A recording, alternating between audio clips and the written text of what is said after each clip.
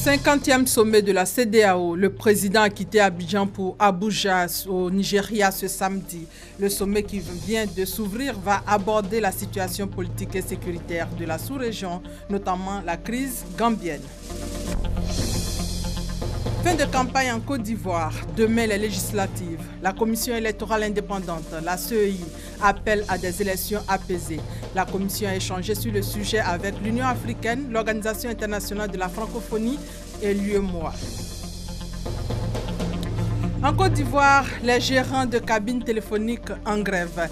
Ils revendiquent auprès des opérateurs de téléphonie mobile une augmentation de leur marge bénéficiaire de 4 à 20%. Bonjour à tous. Le président Alassane Ouattara a quitté Abidjan ce samedi pour Abuja au Nigeria. Le chef de l'État est arrivé sur place pour prendre part au 50e sommet ordinaire de la Communauté économique des États de l'Afrique de l'Ouest, la CEDEAO. Le sommet s'est ouvert il y a quelques instants. Le sommet va aborder la situation politique et sécuritaire de la sous-région, notamment la crise gambienne. Sur le sujet, la CEDEAO joue la prudence, l'ONU prône la fermeté. Les chefs d'État et de gouvernement vont examiner également le rapport annuel 2016 du président de la Commission ainsi que les rapports de la 77e session ordinaire du Conseil des ministres et de la 37e réunion du Conseil de médiation et de sécurité. Le président Alassane Ouattara va regagner Abidjan en fin de journée. L'actualité aussi en Côte d'Ivoire, ce sont les législatives. La campagne a pris fin ce samedi. Demain, dimanche 18 décembre, les électeurs vont choisir ceux qui vont les représenter à l'Assemblée nationale. Et sur le sujet, justement, la CEI, la Commission électorale indépendante, rassure l'UA, l'Union africaine, l'OIF, l'Organisation internationale de la francophonie et l'UEMOA, l'Union économique et monétaire ouest-africaine, sur l'organisation, justement, de ce scrutin. On fait le point avec Sylvie Touré. Nous sommes rassurés sur le niveau d'avancement du processus électoral suite aux informations que nous avons reçues depuis notre arrivée, a déclaré Catherine Samba-Panza, chef de la délégation de l'Union africaine au siège de la Commission électorale indépendante.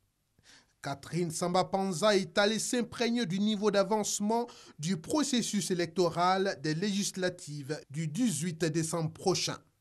À sa suite, les délégations de l'Organisation internationale de la francophonie et celles de l'Union économique et monétaire ouest-africaine ont été également reçues par le président de la CEI. Youssouf Bakayoko a pour sa part rassuré ses hôtes de l'organisation d'un scrutin apaisé avec des résultats acceptés de tous. Reportage signé plutôt Thomas Gessambi. Pour une meilleure organisation des élections législatives de demain, Mme Solange Yeo, commissaire générale chargée des régions du Gontougo et du Bunkani, a rencontré aussi les différents candidats des dites régions. On fait le point avec Eugène Atoubé. Le temps d'une rencontre, les candidats aux législatives ont abandonné quartiers généraux de campagne, déplacé les heures de meeting et pour certains, décidé de leur annulation. Le jeu en valait la chandelle.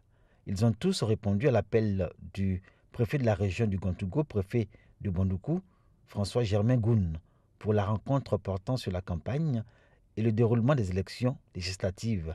Rencontre suscitée par la CEI, Commission électorale indépendante. Ce qui doit primer, c'est l'esprit de fraternité, d'amitié. Les élections vont finir, mais la population demeure. Et la Côte d'Ivoire veut des dirigeants rassembleurs pour atteindre son émergence. On peut gagner des élections sans violence. Il suffit de donner un bon programme aux électeurs. Et c'est pas ce qui manque. À son passage à Bouna, dans la région de Bunkani, c'est ce même message que l'équipe de la CEI a délivré aux candidats et à leur équipe de campagne sur le ton de la supplication. Si un lobby devient député, il est député de Bouna. Si un Diola devient député, il est député de Bouna. Un Koulango devient député, il est député de Bouna. C'est bien-être de tout le monde. J'ai vu les candidats pour donner la paix, pour donner la cohésion dans le Bunkani.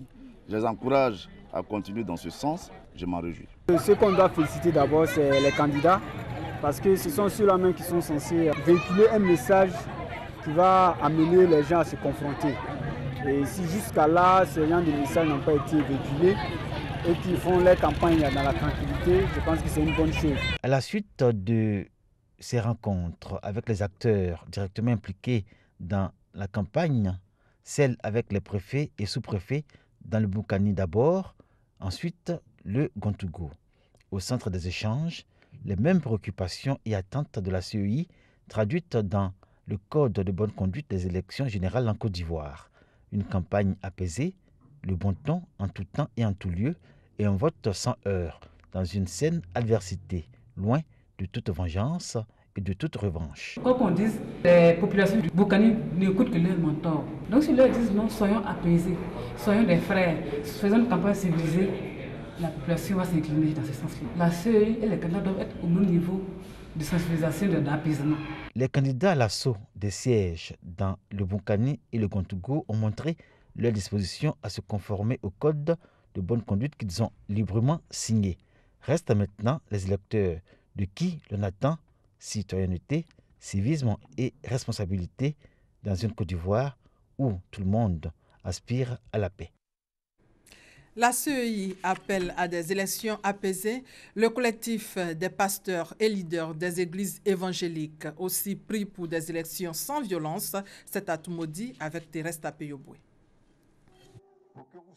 La croisade des pasteurs et leaders des églises évangéliques pour la paix et les élections apaisées en Côte d'Ivoire a débuté le 6 décembre dernier. Pour ces hommes de Dieu, les élections sont souvent de grands moments de tension.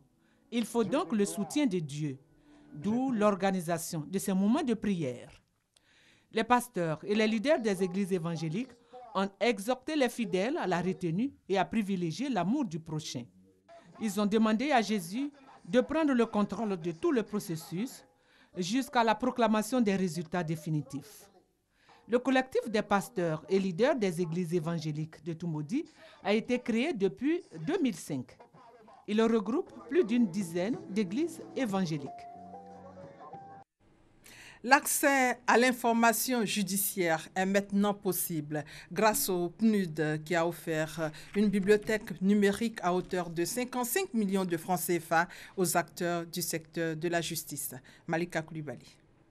Plus de difficultés pour accéder aux informations juridiques. Une bibliothèque numérique est maintenant disponible au Centre national de documentation juridique, CNDJ. Cet outil d'information et de culture dédié à la jurisprudence, l'actualité, les textes législatifs et les ouvrages constituent une bouffée d'oxygène pour les acteurs de ce secteur. C'est une satisfaction pour le CNDG et pour l'ensemble de mes collaborateurs pour avoir mis sur pied cet outil d'information et de culture avec la numérisation de cette bibliothèque. Tout le monde peut avoir accès. Les distances sont réduites pour tous ceux qui veulent procéder à des recherches en matière juridique. Ils n'ont plus à se déplacer. Ils peuvent, après l'abonnement, ils ont accès directement à partir du portable ou à domicile. Ils peuvent consulter tous nos documents. 55 millions de francs CFA, c'est la somme que le PNUD, le Programme des Nations Unies pour le développement, partenaire de ce projet, a investi dans cette bibliothèque. Une action qui traduit son engagement pour une justice moderne et crédible en Côte d'Ivoire. Le PNUD a accompagné le centre pour renforcer les plateformes d'échange, la mise à disposition de l'information, de la documentation. Et en même temps, nous avons donné un appui en termes d'équipement pour que le centre, à travers un serveur très performant, plus des ordinateurs, les plateformes, plus le centre, la bibliothèque du centre de documentation. Donc ces différents aspects ont été mis à la disposition du ministère de la Justice pour qu'on ait un appui de qualité et une proximité de la justice et du citoyen. L'action cadre avec les aspirations du ministère de la Justice. Le représentant du ministre de la Justice, qui a traduit sa gratitude au PNUD, a invité les acteurs du secteur judiciaire et les populations à user de cet outil d'information pour acquérir toutes les informations nécessaires. Pour une meilleure accessibilité aux informations judiciaires, 40 bibliothèques seront ouvertes dans tous les tribunaux de Côte d'Ivoire à partir de janvier. Dans le domaine de la santé, la Société ivoirienne d'ophtalmologie a organisé son 11e congrès ordinaire ici même à Abidjan. Cette rencontre qui a duré 2 jours a été l'occasion pour spécialistes et praticiens de partager leur expérience en matière de prise en charge efficace des patients. Reportage Grace Kando. Traumatisme avec plaie de l'œil, infection de la vue et tumeur de l'œil, ces maladies font partie des cas d'urgence dans les services d'ophtalmologie. En Côte d'Ivoire, 20% des patients souffrent de ces pathologies. La Société ivoirienne d'ophtalmologie veut contribuer à la réduction de ces cas d'urgence. Praticiens et spécialistes du domaine sont réunis pour partager leurs expériences afin de référer les malades de l'œil dans les services compétents. Les urgences en ophtalmologie posent un problème en Afrique parce que nous évoquons l'insuffisance des spécialistes et leur répartition. Nous évoquons aussi le diagnostic tardif des malades qui peuvent quelquefois aussi voir des praticiens avant de venir dans les structures médicales. Donc tous ces aspects doivent être améliorés pour une meilleure prise en charge des patients. Parce que urgence signifie une prise en charge rapide dans les premières heures, voire dans les premiers jours. Parmi nous, il y a différents niveaux d'expérience. Certains sont très expérimentés, d'autres le sont un peu moins, certains même sont en formation. Donc il était important pour nous de regrouper tout ce monde, d'échanger les expériences, de communiquer avec les moins expérimentés pour que ceux qui ont un peu plus d'expérience donnent la possibilité à nos patients d'être pris en charge le plus rapidement possible dans le cadre des urgences. Les ophtalmologues veulent, à travers leur 11e congrès, mettre des moyens plus adaptés en place pour une prise en charge efficace des patients. Toujours en santé, tout à l'heure à 14h, votre magazine Spotlight Sida, magazine d'information et de sensibilisation sur le sida. Et c'est à 14h. Il s'est tenu ici à Abidjan également un colloque scientifique sur la biologie. Ce colloque, qui est à sa 10e édition, a été initié par l'UFR des sciences pharmaceutiques et biologiques. L'objectif est de permettre aux chercheurs et aux praticiens d'avoir une plateforme d'échange, nous dit Grace Kando. Vivre longtemps et être en bonne santé, cela passe par une prise en charge efficace des analyses biologiques.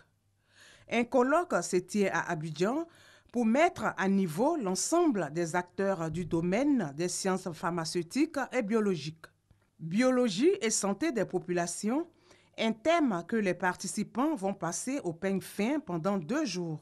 L'enjeu majeur de l'espèce humaine, c'est de vivre longtemps et dans les meilleures conditions possibles. Et les secrets de cette vie-là se trouvent dans la biologie. Nous devons répondre aux besoins des populations.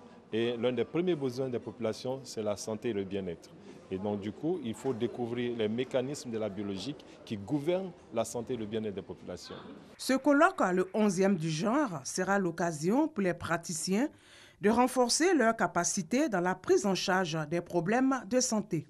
C'est une plateforme pour faire connaître les résultats de la recherche dans les différents départements. Parce que vous savez, ce qu'on reproche généralement aux chercheurs, c'est que les résultats de leurs recherches restent dans les tiroirs. Et donc, de plus en plus, nous essayons de diffuser ces résultats de recherche. Pour les spécialistes, la biologie permet d'évaluer l'état de santé des populations. C'est pourquoi l'objectif de l'émergence 2020 défini par la Côte d'Ivoire implique une amélioration du système de santé. On s'intéresse maintenant à la conférence des recteurs des universités francophones d'Afrique et de l'océan Indien. Une rencontre de 5 jours en vue d'examiner les stratégies pour un meilleur développement du système universitaire. Franck Quadio. Les universités francophones d'Afrique et de l'océan Indien veulent renforcer leurs capacités aux méthodes d'auto-évaluation et la démarche à qualité. Il s'agit de renforcer les instruments et outils de management universitaire dans la démarche à qualité, une orientation voulue par la conférence des recteurs des universités francophones d'Afrique et de l'océan Indien, CRUFA aussi, et cela a raison. Nous gérons des deniers publics et nous avons le devoir de rendre compte. Et pour rendre compte, bien entendu, il faut de l'autosurveillance, il faut de l'auto-évaluation. Donc c'est en ce sens que nous avons pensé à mettre en place cette formation. 5 jours pour réfléchir et insuffler aux franchises une démarche commune de manière à établir des cellules internes d'assurance qualité. Une ambition soutenue par la ministre de l'Enseignement supérieur et de la Recherche scientifique. Le présent atelier vient donc à point nommé pour renforcer les capacités des établissements d'enseignement supérieur et de recherche. Pour sa part, comme les autres pays de l'UOMOA, la Côte d'Ivoire s'est engagée dans la mise en œuvre du système LMD depuis plusieurs années en vue d'améliorer la qualité de la formation et de la recherche. À cet atelier, des pays venus d'Afrique et de l'océan Indien partageant la langue française, l'Agence universitaire de la francophonie apporte son soutien institutionnel, surtout que la recette pour la réalisation des objectifs est toute trouvée. Cette démarche est multiforme. Elle concerne la formation, la recherche, la vie universitaire et la gouvernance. Réussir l'auto-évaluation, le Sénégal se pose en pionnier. En Côte d'Ivoire, des structures sont créées en milieu universitaire, des cellules qualité et une direction générale de la qualité et de la normalisation. Cette innovation au niveau de l'éducation nationale, il existe désormais un sac à dos rechargeable équipé d'une plaque solaire appelée Solapack. Le sac a été conçu par des jeunes Ivoiriens. Il permet aux élèves vivant dans les zones non couvertes par le réseau électrique de pouvoir étudier et faire leurs devoirs la nuit. Cérémonie de lancement officielle avec Konepa Agassoro. Ce sac d'école, ne vous méprenez pas, n'est pas un cartable ordinaire. C'est un sac à dos scolaire conçu avec de la matière étanche. Il est équipé d'une plaque solaire rechargeable à la lumière du jour ou de l'intérieur. Ce sac appelé Solapack a également une lampe LED intégrée pour permettre aux élèves vivant dans les zones non couvertes par le réseau électrique de pouvoir étudier et faire leurs devoirs la nuit. Une œuvre de jeunes Ivoiriens. La fabrication de ce sac m'est venue lors d'une tournée à l'intérieur du pays. J'ai remarqué qu'une fois la nuit tombée, les élèves de cette zone-là avaient du mal à étudier. Donc avec des amis, nous avons essayé de réfléchir et nous avons fait sortir le sac solaire Solapack.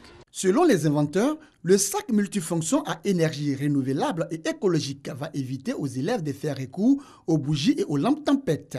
Ce sac à dos a été présenté aux représentants pays de l'UNESCO, de la Banque mondiale, des fondations Didier Drogba et Magic System et aux responsables du ministère de l'Éducation nationale. Nombre d'enfants ont connu la déperdition scolaire tout simplement parce que les conditions de travail n'étaient pas réunies pour leur réussite.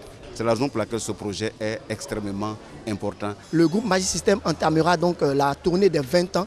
Et au cours de cette tournée qui est placée sur le thème de la lutte contre le réchauffement climatique, il était vraiment important pour nous que nous puissions accompagner cette initiative et la joindre à nos actions pour pouvoir permettre aux enfants des zones reculées non électrifiées de pouvoir bénéficier de l'éclairage et étudier dans des conditions convenables. Les jeunes inventeurs de Solapack souhaitent multiplier ces cartables à plaques solaires avec le soutien et l'aide financière du ministère de l'Éducation nationale et des partenaires au développement. À Daloa, dans quelques mois, un collège sortira de terre pour soulager les enfants des producteurs de café-cacao de la région du Haut-Sassandra. L'initiative est d'une coopérative de la région soutenue par le conseil Café-Cacao. Mamadou Kwasi. Sur ce site sera bâti dans quelques mois un collège moderne. Un collège à base 3 destiné uniquement aux enfants des producteurs de café et de cacao de la région du Haut-Sassandra. Cette infrastructure viendra mettre fin à d'énormes difficultés rencontrées par les enfants des producteurs, obligés souvent de sortir du cursus scolaire. Il s'agit pour la coopérative Elie Tikba, initiateur de ce projet, de rapprocher davantage les producteurs de leurs enfants et surtout de leur permettre de suivre leur formation. Cette pose de première pierre s'inscrit dans le cadre de la journée de la célébration de la meilleure coopérative agricole de la région du Haut-Sassandra. La directrice générale du conseil Café-Cacao salue l'initiative de la coopérative Elie Tikba. Pour elle, les actions seront renforcées pour la qualité des produits agricoles, mais aussi pour le bien-être des producteurs. Touré Mamadou, président de la cérémonie, a invité les jeunes à s'intéresser davantage au secteur agricole, car pour lui, la terre ne trahit jamais. Les producteurs de café et de cacao de la région du Haut-Sassandra ont exprimé leur gratitude au président de la République, Alassane Ouattara, pour la réforme de leur secteur, une initiative qui porte ses fruits. Le bureau de l'ONUCI dans le sud-ouest de la Côte d'Ivoire ferme à la fin de l'année 2016. Avant de partir, la représentante spéciale de l'ONUCI en Côte d'Ivoire, Aïchatou Mendaoudou, a tenu à remettre aux communautés les derniers projets réalisés par ces hommes. Hervé Blé. Dans le Bassa central, l'opération des Nations Unies en Côte d'Ivoire a réalisé plusieurs projets, construction ou réhabilitation d'infrastructures, création d'activités génératrices de revenus. Le bureau de l'ONUCI dans le sud-ouest de la Côte d'Ivoire ferme à la fin de l'année 2016. Avant et pour la remise symbolique des 12 derniers projets, la représentante spéciale du secrétaire général de l'ONU a choisi le centre de protection de la petite enfance de Grand Bérébi, centre qui lui aussi a bénéficié de la générosité de l'ONUCI. Le plus important pour nous, c'est de savoir que le mandat que nous a confié le Conseil de sécurité a été exécuté, que les populations se sont engagées et sont dans les dispositions pour faire en sorte que même après le départ de l'ONUCI, la paix, la cohésion sociale et la réconciliation nationale puissent continuer à être promues ici en Côte d'Ivoire. Au son du bolo super, les tout-petits ont traduit leur reconnaissance à l'ONUCI, notamment à la représentante spéciale du secrétaire général en Côte d'Ivoire. La reconnaissance des populations a, elle, été traduite par le président du conseil régional et par le maire de Grand Bérébi qui lui a offert par la même occasion un préau au centre de la petite enfance. Des financements à hauteur de 1 million de francs CFA pour la réalisation de pépinières de palmiers à huile initiées par le conseil régional ont été remis au cours de cette même cérémonie. À 13h22, disons que les gérants de cabines téléphoniques en Côte d'Ivoire sont en grève. C'est un métier de débrouille dans lequel se sont investis des milliers de jeunes Ivoiriens. Ils ont décidé d'observer un arrêt de travail pour réclamer aux maisons de téléphonie mobile 20% de bénéfices sur les transferts effectués contre 4%. Davis Oyo et Grace Kando. Depuis 3 jours, les gérants de cabines ont entamé une grève de 72 heures sur toute l'étendue du territoire pour multiples raisons. Entre autres, la faible marge bénéficiaire qui leur est concédée par les différents opérateurs de téléphonie mobile. 4%, ça ne nous arrange plus. C'est du commerce que nous faisons et ce que nous gagnons là est insignifiant. Sur un rechargement de 10 000, nous n'avons que 400 francs. Et je dis bien 400 francs. Nous voulons que lorsque nous rechargeons 10 000, nous ayons 2 000 sur les 10 000. Un mot d'ordre suivi également par certains fournisseurs d'unités. Sur 100 000 francs vendus par le ministère de téléphonie mobile en Côte d'Ivoire, on a un bonus de 4 000. Les gérants de cabine ont 4 000, donc vraiment c'est petit. Donc on accompagne les gérants de cabine dans la lutte. La grève n'est pas suivie partout. Dans certains quartiers d'Abidjan, d'autres gérants de cabine continuent d'offrir leurs services à la clientèle. Si on grève, on ne gagne rien même. Donc c'est mieux de venir travailler. Si on gagne peu, on peut faire rentrer à la maison ça que de rester à la maison. En réaction, des sociétés de téléphonie mobile ont souhaité ne pas s'exprimer pour certaines et donner leur avis ultérieurement pour d'autres. Une situation qui crée des désagréments au sein de la population. Le propos des transferts, c'est fatigant. Matin, là, tu tournes, tu ne sais pas où faire. Oh, tu es dans le besoin. Dans l'immédiat, tu ne sais pas ce qu'il faut faire. Vraiment, ce n'est pas intéressant. Ce matin, j'ai essayé de faire transfert.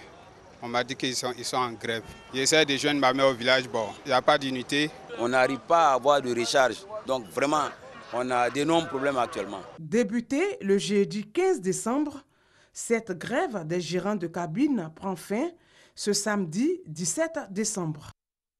Le Lions Club Soubré Nawa vole au secours des pensionnaires de la maison d'arrêt et de correction de Soubré. Le club service vient de faire don de vivres et non-vivres d'un montant de plus de 2 millions de francs CFA. Thérèse Tapeyoboué. Des vêtements, des sacs de riz sont entre autres les dons reçus par les pensionnaires de la maison d'arrêt et de correction de Soubré. Montant du don environ 2 900 000 francs. Ce don de vivres et non-vivres est du Lions Club Soubré la Nawa. Selon la présidente de ce club service, ce geste a pour objectif de marquer son soutien à des personnes durement éprouvées et souvent rejetées.